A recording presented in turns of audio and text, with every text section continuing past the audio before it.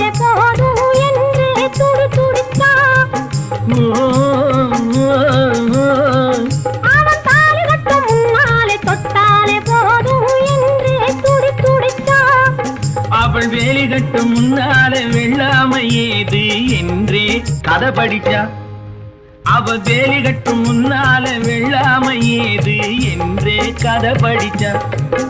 அவன் காதலுக்கும் பின்னாலே கல்யாணம் வருமா என்றே கையடிச்சா அவன் காதலுக்கும் பின்னாலே கல்யாணம் வருமா என்றே கையடிச்சா அவள் ஆகட்டும் என்றே ஆசையில் நின்றே அத்தானின் காத கடிச்சா ஹோய் ஹோய் ஹோய் ஹோய் ஹோய்